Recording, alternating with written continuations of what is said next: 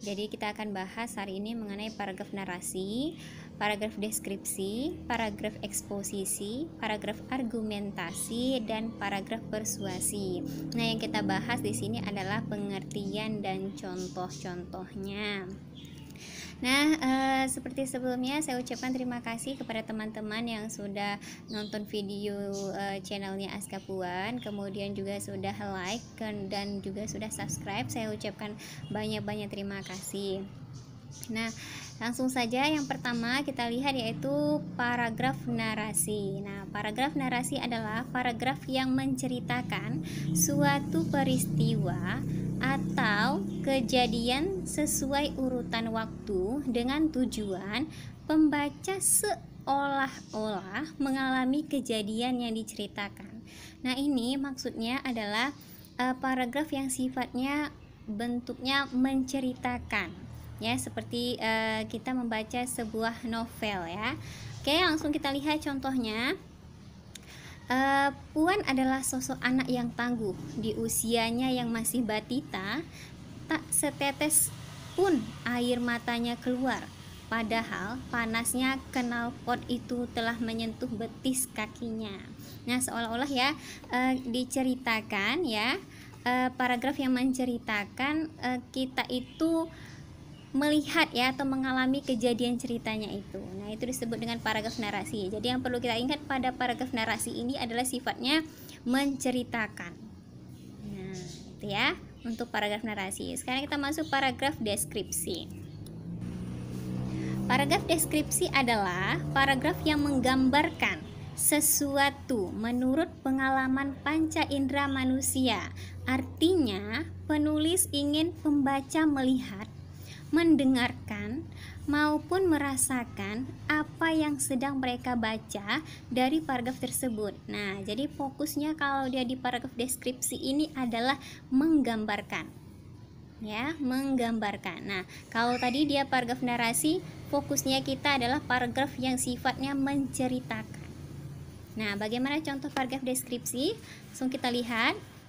Contohnya, ya, berada di atas bukit dengan pemandangan yang menyegarkan mata, terlihat petakan-petakan rumah kecil yang menghadap ke danau yang dikelilingi bukit-bukit besar serta kabut tipis yang menutupi sebagian danau, membuat pemandangan dari atas terlihat seperti lukisan. Nah, pada paragraf deskripsi ini dia bentuknya adalah bentuk tulisan, tetapi menggambarkan sesuatu objek gitu, ya, sehingga seolah-olah itu kita melihatnya sendiri, merasakannya atau mendengarkannya.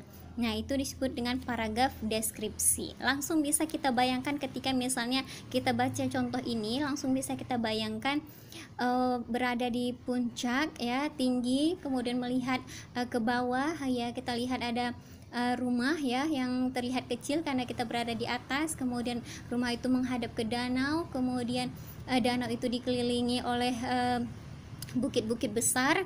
Nah, di bukit-bukit itu ditutupi dengan kabut tipis. Nah, itu terlihat seperti lukisan. Nah, itu bisa kita langsung membayangkannya. Nah, ini maksudnya adalah paragraf deskripsi. Oke, sekarang kita masuk paragraf eksposisi. Paragraf eksposisi adalah paragraf yang memaparkan, menjelaskan, menyampaikan informasi, dan menerangkan suatu topik kepada pembaca dengan tujuan untuk memberikan informasi sehingga memperluas pengetahuan pembaca dan untuk memperjelas paparan yang dikemukakan, ya, ditambahkan pula data dan fakta. Nah, jadi di sini maksudnya paragraf eksposisi ini adalah paragraf yang memaparkan, ya, paragraf yang menjelaskan suatu masalah dengan sejelas-jelasnya, yang tujuannya adalah untuk memberikan informasi kepada pembaca, ya, atau juga untuk memperluas pengetahuan pembaca. Nah, langsung saja kita lihat contohnya. Nah, menurut ilmu bumi atau geologi, bumi terdiri dari lempengan-lempengan raksasa. Lempengan-lempengan itu terus bergerak secara perlahan. Dari pergerakannya itu seringkali terjadi tubrukan atau terbentuk lipatan dan patahan. Dapat kita bayangkan apabila lempengan-lempengan itu patah atau bertubrukan, tentulah guncangan besar akan kita rasakan. Ya. Di samping itu, bentar ya. Perubahan terjadi pula pada permukaan bumi itu sendiri, seperti retakan-retakan besar dan longsor. Nah, jadi jelas di sini pada paragraf eksposisi ini yang dijelaskan adalah bumi itu terdiri dari lempengan-lempengan besar. Nah, lempengan-lempengan ini dia bergerak gitu ya, berarti kita diberi pengetahuan lebih gitu ya dari teks eksposisi ini. Kenapa teks eksposisi ini? Karena dia memberikan penjelasan sejelas-jelasnya dan tujuannya untuk memberi pengetahuan kepada pembaca. Nah, jadi pembaca sudah tahu bahwasannya bumi ini terdiri dari lempeng-lempeng besar, kemudian lempeng-lempeng itu terus bergerak dan kadang-kadang terjadi tubrukan ya, sehingga terjadilah retakan ataupun juga longsor. Nah, begitu ya contoh daripada paragraf eksposisi. Oke, sekarang kita masuk pada paragraf argumentasi ya. Nah, pada paragraf argumentasi di sini yaitu paragraf yang mengemukakan ya, paragraf yang mengemukakan ide, gagasan atau pendapat penulis dengan disertai bukti dan fakta yang kuat agar pembaca meyakini kebenaran yang diungkapkan oleh penulis atau menyatakan persetujuannya. Nah, jadi intinya kalau dia paragraf argumentasi ini adalah paragraf yang mengemukakan pendapat ya, atau mengemukakan ide. Misalnya ada di suatu masalah. Nah, misalnya masalahnya mengenai kebersihan gitu ya. Nah, jadi seseorang akan mengemukakan pendapatnya. Nah, itu disebut dengan argumentasi. Nah, jadi kalau dia terbentuk menjadi paragraf, maka kita sebut menjadi paragraf argumentasi. Sekarang kita langsung lihat contohnya. Program pendidikan kecakapan hidup mengintegrasikan kegiatan-kegiatan yang bisa membekali siswa terhadap kemampuan tertentu agar dapat diterapkan dalam kehidupan sehari-hari. Ya, jadi maksudnya di sini adalah pendidikan kecakapan hidup itu adalah kegiatan yang membekali siswa supaya kegiatan itu nanti bisa diterapkan dalam kehidupan sehari-hari. Nah, itu ya permasalahannya. Kemudian sesuai dengan hakikat pendidikan itu sendiri yang bertujuan untuk meningkatkan kualitas hidup seseorang serta membantu orang lain yang membutuhkannya.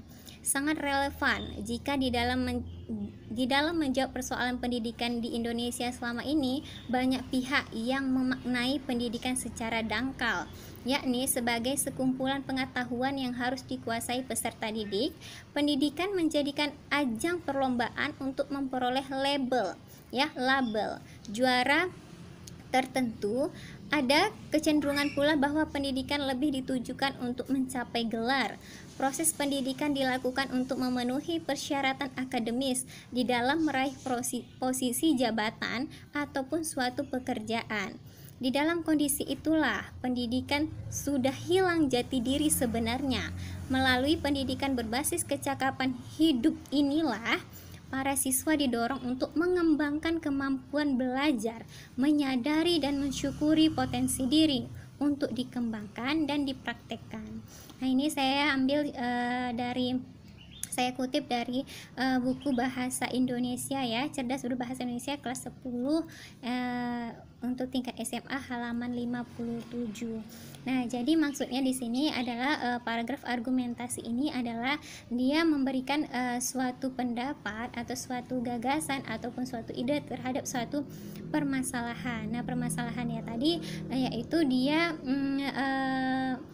berpendapat bahwasannya setiap orang itu yang sudah memiliki pendidikan itu harus memiliki kreativitas ya, tidak terfokus pada untuk setelah mencapai pendidikan untuk bekerja di suatu tempat gitu ya, tapi bisa untuk membuat usaha gitu ya dengan pendidikan yang sudah ada, dengan ilmu yang sudah ada, dengan keterampilan yang sudah ada. Nah, ini maksudnya uh, argumen seseorang ini ya yang dicantumkan di halaman 57 di buku Cerdas Bahasa Indonesia ini ya. Nah, gitu maksudnya contoh argumen ini. Nah, ini hanya sebatas contoh, jadi nanti bisa teman-teman gunakan ya, maksudnya bisa menggunakan argumen teman-teman pada masalah yang lain gitu ya.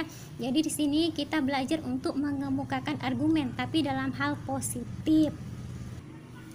Sekarang kita masuk pada paragraf yang terakhir, pola pengembangan paragraf yang terakhir yaitu paragraf persuasi. Paragraf persuasi adalah paragraf yang bertujuan untuk membujuk, mempengaruhi, dan mengajak pembaca agar mau berbuat sesuatu sesuai dengan keinginan penulis. Nah, jadi intinya paragraf persuasi ini adalah paragraf yang bertujuan untuk membujuk, mempengaruhi ya, ataupun mengajak pembacanya agar mau melakukan seperti yang ditulis gitu ya, seperti yang diinginkan penulisnya gitu tepatnya. Oke, langsung saja kita lihat. Oh ya, untuk paragraf persuasi ini karena dia sifatnya mempengaruhi orang lain ya, jadi dia ada sifatnya yang komersil, ada juga dia sifatnya yang non komersil. Nah, yang komersil itu maksudnya seperti iklan-iklan di TV gitu ya. Kita dipengaruhi misalnya suatu produk, misalnya produk kecantikan atau misalnya produk apa lagi ya, produk kesehatan kayak gitu ya, supaya kita membelinya. Nah, itu contoh dari paragraf persuasi. Dan ada juga dia contoh paragraf yang non komersil ya, yang tidak menjual produk tapi menghimbau kita atau mengajak kita untuk misalnya melakukan kesehatan, untuk berolahraga ya. Jadi langsung saja kita lihat contohnya. Di sini contoh dari komersil ya, yang paragraf persuasi yang komersil. Kabar gembira, kini telah hadir obat ajaib. Dengan mengonsumsi obat ini, maka tubuh terasa ringan dan terhindar dari penyakit. Dengan harga yang terjangkau, maka tidak menguras kantong Anda. Tubuh sehat, kantong pun kuat. Nah, ini maksudnya ya, dia mempengaruhi teman-teman untuk membeli suatu obat ya, supaya produknya terjual gitu ya. Nah, jadi begini bentuk contoh paragraf yang komersil ya, yang ya seperti iklan gitu ya. Nah, sekarang kita lihat contoh paragraf yang tidak komersil. Nah, contohnya di sini yaitu kini Indonesia terkena penyakit yang belum ditemukan obatnya. Maka dari itu pemerintah menghimbau agar setiap masyarakat agar menjaga kebersihan, menjalani hidup sehat dengan berolahraga, makan makanan yang sehat, menjaga jarak dan menggunakan masker. Mari terapkan hidup sehat. Nah, di sini kita diajak untuk hidup sehat. Nah, ini begini contoh dari paragraf persuasi yang non komersil ya. Jadi intinya adalah kalau dia paragraf narasi itu dia contohnya seperti kita membaca cerpen ya, dia sifatnya menceritakan. Nah, kalau dia paragraf deskripsi itu adalah paragraf yang menggambarkan. Jadi dia menggambarkan suatu objek dalam bentuk tulisan, tetapi kita bisa langsung membayangkannya. Nah, kalau dia teks eksposisi ini adalah paragraf yang memaparkan ya, atau menjelaskan suatu masalah atau menjelaskan suatu topik ya dengan sejelas-jelasnya, yang tujuannya untuk memberi informasi atau memberi pengetahuan yang luas kepada pembaca. Nah, selain pada contoh ini juga bisa contoh proses ya, misalnya proses pembuatan gula Jawa. Nah, jadi kan itu dijelaskan secara jelas ya, secara terperinci bagaimana proses-proses pembuatannya ya. Berarti itu dipaparkan, berarti dijelaskan bagaimana sampai terbentuknya gula Jawa. Kemudian yang harus kita pahami pada paragraf argumentasi ini adalah paragraf yang intinya mengemukakan ide, mengemukakan pendapat, mengemukakan alasan. Jadi paragraf ini adalah paragraf yang intinya seseorang itu memberikan gagasan ya, memberikan pendapat atau memberikan ide dari suatu masalah. Kemudian atau dari suatu topik ya.